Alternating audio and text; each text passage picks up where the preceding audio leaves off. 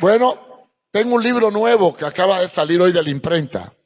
Se llama Conceptos Erróneos del Cristianismo Moderno. Este lo empecé a escribir hace 2 años cuando estaba con mi esposa en Colorado. Y lo empecé a escribir, pero hasta ahora lo pude publicar. Trata de eso mismo, conceptos erróneos en la iglesia. Se llama Conceptos Erróneos del Cristianismo Moderno. Va a estar a la venta como promoción a 100 lempiras, pero el precio real es 150. Así que los que lo compren hoy le va a costar solamente el costo, 100 lempiras, el libro. Tiene 180 páginas y trata temas casualmente relacionados con cosas erróneas que existen en el cristianismo moderno. Y vamos a la palabra de Dios. Abran sus Biblias y vamos a tener la lista porque les voy a dar mucha cita bíblica. Es una pregunta que les voy a hacer. ¿Nos estamos preparando para lo que viene? ¿Nos estamos preparando? ¿Sabe que cuando tú pones los noticieros, encuentra anuncios de grandes calamidades que se avecinan? El presidente de las Naciones Unidas dijo recientemente que viene una gran hambruna.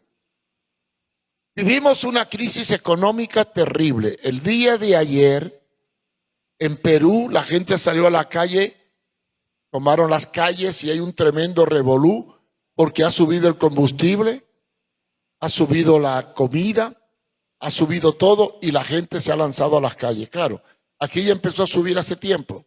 Lo de la subida del costo de vida no es algo hondureño, es mundial, es inevitable. Una vez que sube la energía, hay un efecto rebote y sube todo, eso es lógico. El panorama mundial de hambruna y de epidemias se ve y se vislumbra a lo lejos. Están hablando de un virus que va a venir como consecuencia del derretimiento de los polos norte y sur. El panorama mundial presagia una guerra mundial. Se habla de la cuarta guerra, aunque ya estamos en guerra.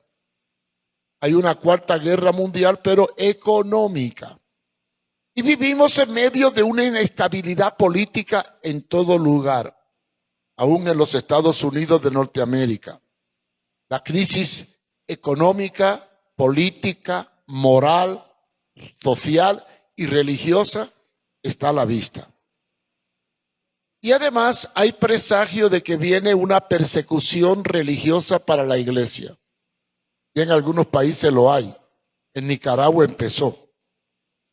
Y yo quiero analizar lo que está ocurriendo basado en la profecía de Sofonías. Sofonías. Está en la Biblia. Los últimos libros proféticos. Antes de llegar a Mateo. Sofonías. Capítulo 1. Versículo 15 al 18. Sofonías 1 del 15 al 18 y hace alusión a lo que hoy estamos viviendo en el mundo. ¿Lo tienen? Digan amén. Qué amén más desnutrido, ¿verdad? Vamos a leer despacito, sentadito, no se paren porque si no, si tienen que poner de pie, tendrán que estar todo el culto de pie porque hay mucha cita bíblica. Dice, día de ira aquel día, día de angustia y de aprieto, día de alboroto y de asolamiento, día de tiniebla y de oscuridad, día de nublado y de entenebrecimiento, día de trompeta y de algazara sobre las ciudades fuertes y sobre las altas torres. Y atribularé a los hombres y andarán como ciegos, porque pecaron contra Jehová. Y la sangre de ellos será derramada como polvo, y su carne como estiércol. Ni su plata ni su oro podrá librarlos en el día de la ira de Jehová.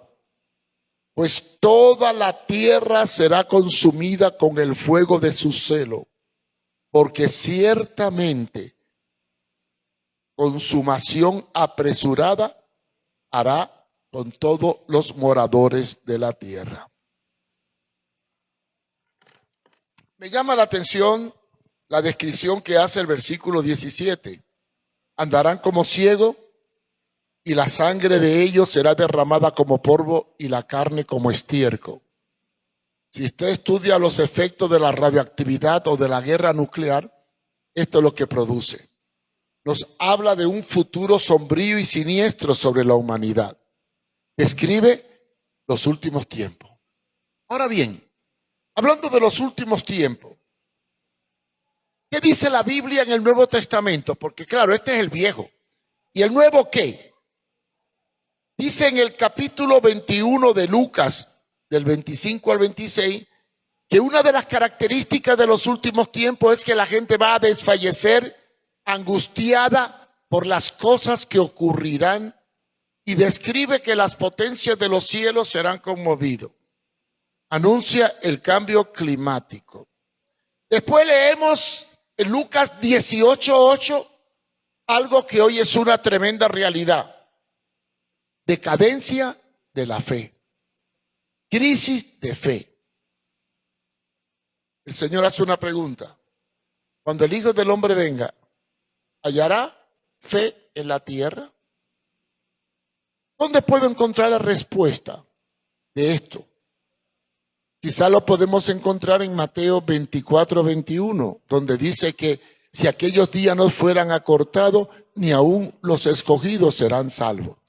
Quiere decir que la cosa se va a poner tan mala en la parte espiritual que muchos apostatarán de la fe y serán engañados. Y algo que me llama la atención, también descrito en la palabra, es que va a haber tanta maldad y tanta corrupción que dice la Biblia que el amor de muchos se enfriará. Mateo 24:12. Es tanta la maldad que ya la gente perderá la sensibilidad. Y Pablo describe que tendrán cauterizada la conciencia.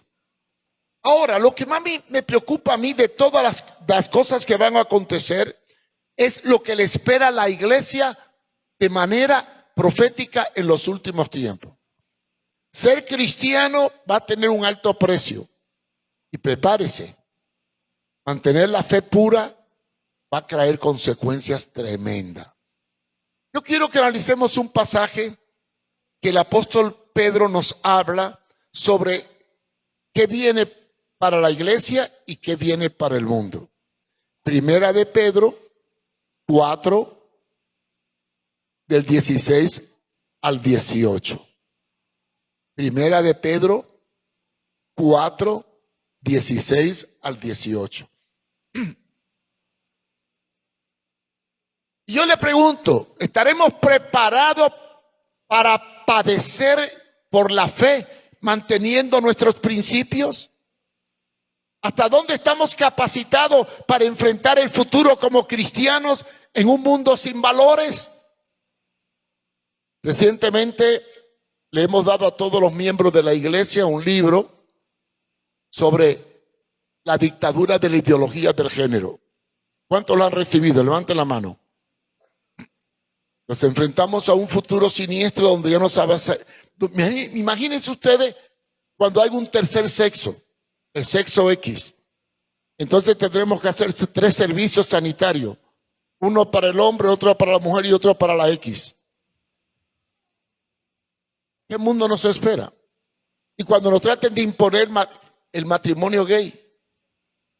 Y cuando, por ejemplo, en el proyecto Victoria quiere ingresar un muchacho que antes era mujer y ahora se hizo hombre, y lo rechace, y la ley me catalogue discriminación de odio.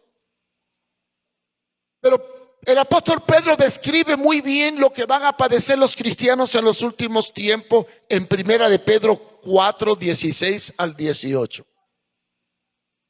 Dice, pero si alguno padece como cristiano, padece, sufre, no se avergüence. No me tengo que avergonzar de mantener mis principios, aunque me digan fanático, radical, sexofóbico. Antes glorifique a Dios en esta parte. Y fíjense en el 17. Porque es tiempo que el juicio comience de la casa de Dios. Y si primero comienza por nosotros, ¿qué será el fin de aquellos que no obedecen al Evangelio de Dios? Y después hace una afirmación tipo pregunta. ¿Y si los justos con dificultad se salvan? ¿A dónde aparecerá el infiel y el pecador? Pablo está describiendo un panorama bastante sombrío para la iglesia de los últimos tiempos. Tendremos que padecer, tendremos que enfrentarnos a una gran prueba, porque Dios probará a los suyos. Será tiempo de angustia. El hecho de que Dios nos vaya a liberar con el arrebatamiento de la iglesia no nos priva de sufrir las consecuencias del preámbulo de esta etapa. La Biblia describe los últimos tiempos como hoy los estamos viendo. Tiempo de iniquidad. ¿Qué es la iniquidad? La maldad entronizada. Por eso Pablo dice, apártese de iniquidad todo aquel que invoque el nombre del Señor. La Biblia enseña que en los últimos tiempos la gente se volverá contra Dios e impondrá una nueva moral, la moral del nuevo orden mundial. ¿Y cuál es esta moral? La inmoralidad hecha ley. Si nosotros revisamos muy bien el panorama profético de lo que significa la apostasía y la prevalencia del engaño y la imposición de lo inmoral como moral, tenemos que ir a 2 de Tesalonicenses capítulo 2, versículos 3 y 4. Y ahí se hace una descripción completa de lo que nos espera y de lo que será los últimos tiempos en relación a la iglesia. 2 de Tesalonicenses capítulo 2. En el 1 se habla de la venida del Señor, pero en el 3 y el 4 se describe la condición imperante en los momentos que el Señor viene. Pablo comienza diciendo, no os engañe en ninguna manera, porque no vendrá. Bueno, la pregunta es, no vendrá. ¿De quién está hablando? Versículo 1. ¿De qué habla el versículo 1? ¿De quién habla? No vendrá. ¿Quién? Versículo 1, Jesucristo. Sin que antes venga la apostasía. Es bueno aclarar la palabra apostasía. Apostasía es negar algo que tú has creído. Un impío, un pecador no es apóstata. Un incrédulo que maldice a Dios no es apóstata. Al fin y al cabo es incrédulo. Pero uno que ha conocido la gracia y pisoteara la sangre con la cual fue sellado y claudicara de la santidad después de haberla conocido, automáticamente se convierte en un apóstata. Es aquel que niega los principios que ha recibido, aquel que niega la verdad de Dios. Hay gente que no entiende la palabra apóstata, y una vez fui a una iglesia a predicar de la apostasía y no expliqué muy bien, y al terminar el culto un hermano dijo, hermano, ore por mí que soy un apóstata. Yo me asusté. ¿Usted ha negado la fe? No, pero soy un apóstata. ¿Y por qué dice que es apóstata? Porque juego la lotería. Confundió apostar con apostatar. Apóstata no tiene que ver con apostar. Apóstata tiene que ver con negar. Porque vendrán tiempos en que se manifestará la apostasía. Y después dice, y se manifestará el hombre de pecado, el hijo de perdición. Se manifestará el hombre de pecado. O sea, que el pecado se manifestará como una cultura, como un estilo de vida. Ser inmoral, ser corrupto, ser homosexual, ser depravado. Va a ser tan natural que incluso va a existir en la Biblia modificaciones tremendas y compra versiones modernas. Porque van a incluir, y en este libro lo explico muy bien, el lenguaje inclusivo. O sea, eliminar los términos concretos para convertirlos en ambiguos. Por ejemplo, prostituta, antes era ramera, ahora será trabajadora del sexo. Y así van a ir suavizando el concepto para adaptar la palabra y disminuir el pecado y convertirlo en error y llegar el momento en que el error será natural y todo pasará desapercibido. ¿Por qué? Porque se manifestará el hombre de pecado, el hijo de perdición, oponiéndose y levantándose contra todo lo que se llama Dios. Esto hay que pensarlo muy bien. La negación de Dios, la afrenta a Dios. Cada día salen teorías donde tratan de afirmar cosas absurdas que desmienten la verdad bíblica. Y se levantan contra todo lo que se llama Dios o que se adora o es objeto de culto. Tanto que se siente en el templo de Dios como Dios, haciéndose pasar por Dios. Nos está describiendo algo que lo estamos viendo. Quiere decir que el mayor problema a lo cual nos tendremos que enfrentar como iglesia será la decadencia moral y la pérdida de la fe. Y muchos van a desertar de las iglesias, siguiendo espíritus engañadores y doctrinas de demonio. Frente a este panorama descrito, la pregunta que dice, ¿cómo estamos preparados para lo que viene? ¿Nos estamos preparando para lo que viene? Y la respuesta sería, ¿y cómo me preparo para un mundo donde todos los valores se van a diluir? La economía va a quebrar, el anticristo se va a imponer y lo inmoral va a ser moral y lo moral va a ser inmoral. ¿Cómo hacerlo? Bueno, hay una enseñanza bíblica. Tenemos que prepararlo en tres áreas: espiritual, emocional y económicamente. En el aspecto material, vienen tiempos de escarestía. Bueno, ustedes han visto bien que ya a la medida de frijol vale 125 lempiras. Los huevos están a 120, 125. Todo está por las nubes. Ahorita ustedes tendrán que comprar. El otro día prediqué un sermón que se llamaba cómprese una escalera. Sí, porque para ir a comprar hay que ir a una escalera. Los precios están tan altos que hay que treparse en escalera. Van por las nubes. Pero esto de la crisis económica, que es irreversible, está al doblar de la esquina. Nos lleva a entender la parábola de las 10 vírgenes, que se hace muy claro. ¿Por qué Jesús habló de las 10 vírgenes? ¿Qué simbolizan las 10 vírgenes? 5 estaban preparadas y 5 estaban desapercibidas. 5 eran sabias y 5 eran necias. Las sabias no sabían cuándo el esposo venía y compraron aceite suficiente por si se demoraba. ¿Qué significa comprar aceite suficiente por si se demoraba? Hacer provisión. ¿Se acuerdan el último sermón que le di, creo que hace un mes y pico, 2 meses, que le dije que la mejor manera de ahorrar es comprar por adelantado en vez de tener dinero en el banco? Cuando le di este sermón, el frijol estaba a 80 lempiras la medida. Hace 12 meses. Ahorita está a 125. Y llegará el momento en que va a escasear. Y va a haber racionamiento.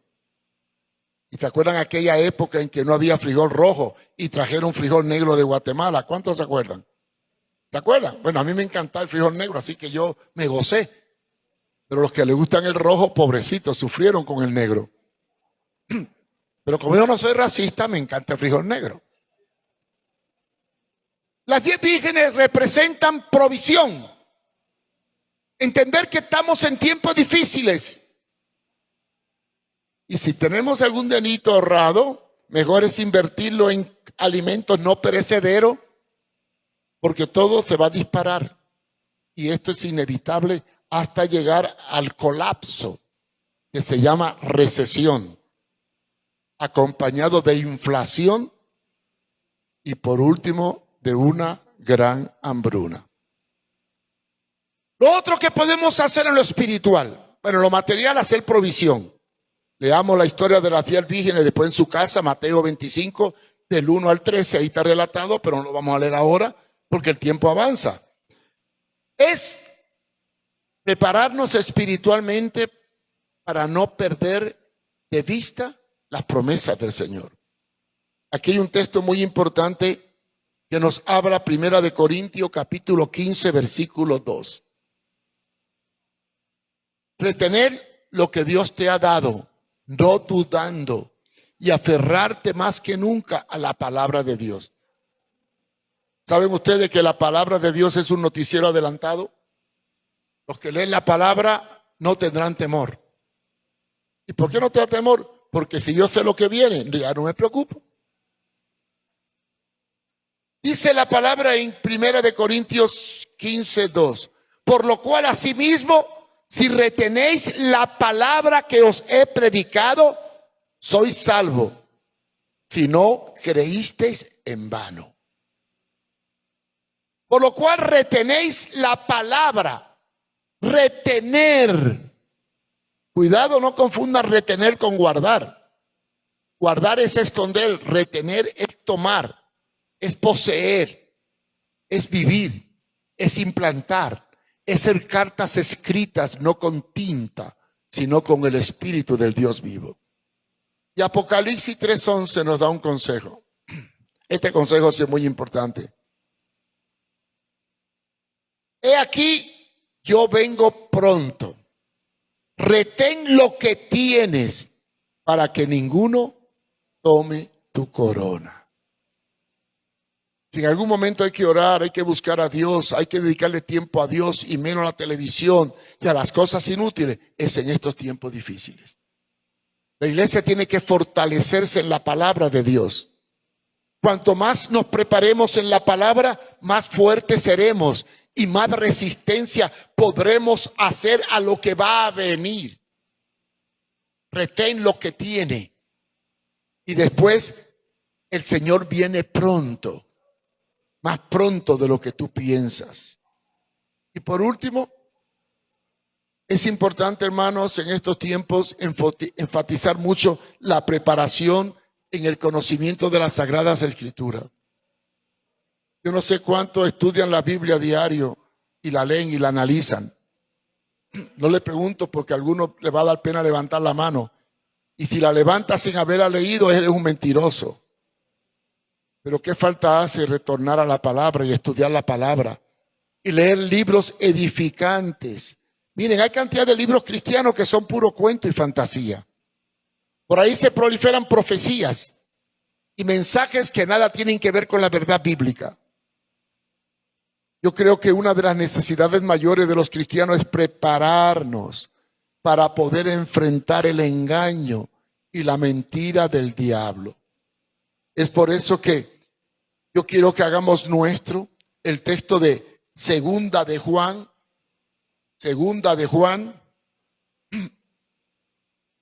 capítulo 1, versículo del 7 al 9. Y con esto voy a terminar. ¿Cómo podemos prepararnos para enfrentarnos a un mundo de engaño donde la maldad se convierte en bondad y donde la santidad se convierte en depravación? ¿Cómo podemos enfrentar a un mundo sin valores? Segunda de Juan, capítulo 1, del 7 al 9 nos dice: porque muchos engañadores son entrados en el mundo, los cuales no confiesan que Jesucristo ha venido en carne. Este tal es engañador y es el anticristo. Y después dice en el versículo 8, mirad por vosotros mismos, porque no perdamos las cosas que hemos obrado, sino que recibamos el galardón cumplido. Y en el 9, cualquiera que se rebela y no persevera en la doctrina de Cristo, no vive lo que oye, dice, no tiene a Dios. El que persevera en la doctrina de Cristo, el que persevera en la doctrina, No en el cuento, en la fantasía, en la revelación, en la oferta barata, no, en la doctrina. Ese sí tiene al Padre y tiene al Hijo. Y concluyo con el apóstol Pedro, segunda de Pedro 3, del 3 al 4. Capítulo 3, del 3 al 4. La amonestación final. La pregunta que hicimos la contesta Pedro. ¿Nos estamos preparando para lo que viene? ¿Y cómo nos preparamos? Provisión y firmeza en la palabra. Dice segunda de Pedro capítulo 3, versículo del 3 al 4. Sabiendo primero esto, que en los postreros días vendrán burladores. Burladores. ¿Cuántos se burlan cuando digo Cristo viene pronto? Se ríen. Vienen cosas terribles. No, viene tiempo de bendición. Tendrán burladores que andando según sus propias concupiscencias. Y la palabra concupiscencia significa deseos carnales, ambición, sexo, depravación, inmoralidad. Dar rienda suelta al instinto animal que vive en el hombre que no tiene a Dios. Y el 4 dice, y diciendo, ¿dónde está la promesa de su advenimiento? Ya en la iglesia no se predica la fe. Hay temas que no se tocan en la iglesia, tienen miedo. Hablar del infierno, del juicio, de la venida de Cristo, de la santidad. No, hoy se habla de la oferta, de la bendición, del parar de sufrir. Pero no. Esa es la palabra que tenemos que predicar, la venida de Cristo. Porque muchos dirán, ¿dónde está la promesa de su advenimiento? Porque desde el día en que los padres durmieron, todas las cosas permanecen así como desde el principio de la creación. En otras palabras, burladores. Cuando yo combato la inmoralidad o cuando yo combato la homosexualidad como un gusto y no como una tendencia biológica, algunos me catalogan que soy fanático. Cuando proclamo que Cristo viene pronto, dice, está loco, siempre están diciendo que viene y nunca viene. No es cierto. Gracias a Dios que no ha venido. Pero estamos preparándonos porque seguro que viene. Porque como van las cosas, algo terrible se avecina. El mundo se está preparando para un hecatombe. Ya lo han dicho los presidentes de las naciones y de las potencias. Estamos al borde de un caos. Y estamos al borde del advenimiento de Jesucristo y también del advenimiento del anticristo. Una pregunta que yo me hago y no la puedo contestar porque no tengo base bíblica es, ¿verá la iglesia el aparecimiento del anticristo sin saberlo? ¿En qué momento seremos arrebatados? ¿Ante o entre? ¿Qué será la consecuencia del juicio de Dios sobre la iglesia para sacudir y saber quién es quién? Porque bíblicamente se habla de que solo se salvará un remanente. ¿Y quién es el remanente? Yo siempre he hablado del remanente, la 10ª parte de los que están. Y eso lo enseña la Biblia. Acuérdense cuando Elías se confrontó con los Baales y cayó en depresión. Y Dios le dijo, hay un remanente que no ha doblado la rodilla delante de Baal. Y dio una cifra mínima comparado con la cantidad del pueblo. Jesucristo mismo dijo, muchos son los llamados, ¿pero qué? ¿Y qué es poco? Si hay 100 personas, ¿qué es poco? ¿50? Es menos de 50. Poco es poco. Es una minoría.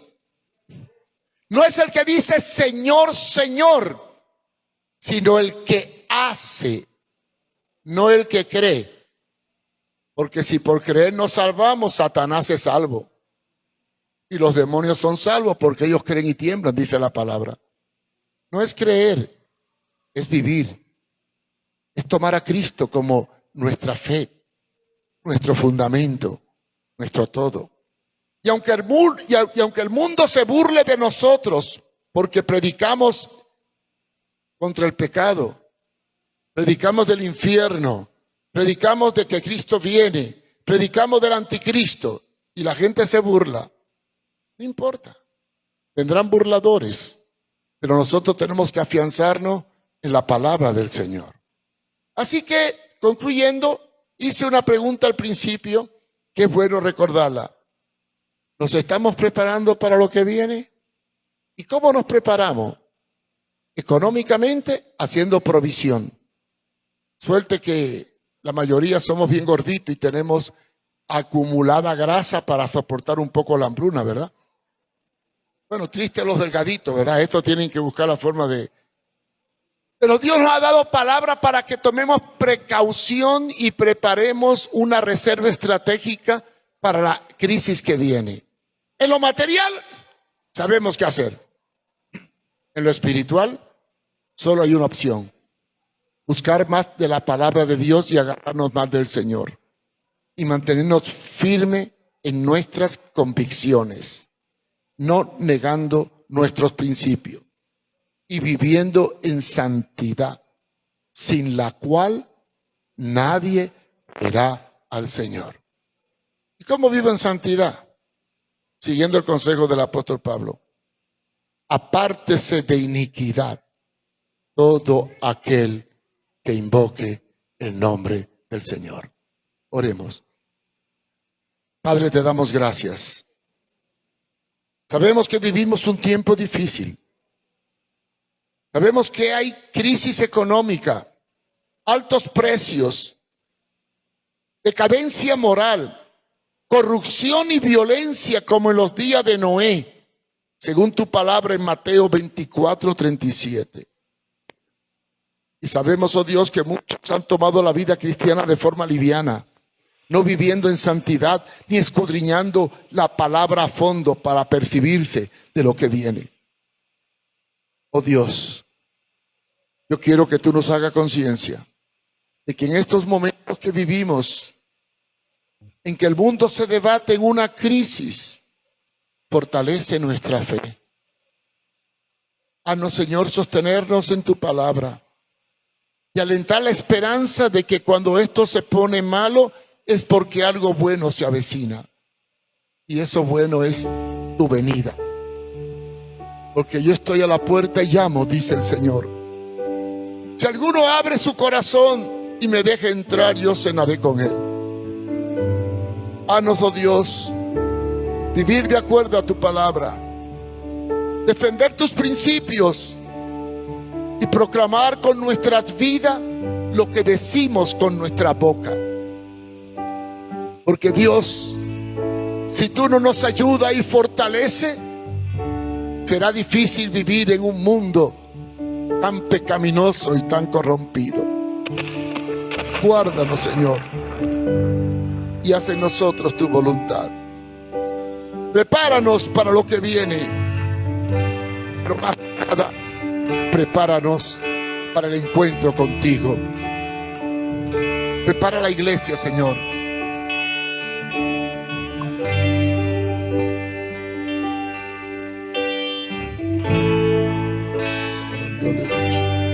Oh, mi Dios, danos convicción, danos firmeza. Te damos gracias, Padre. Gracias, Padre. Gracias.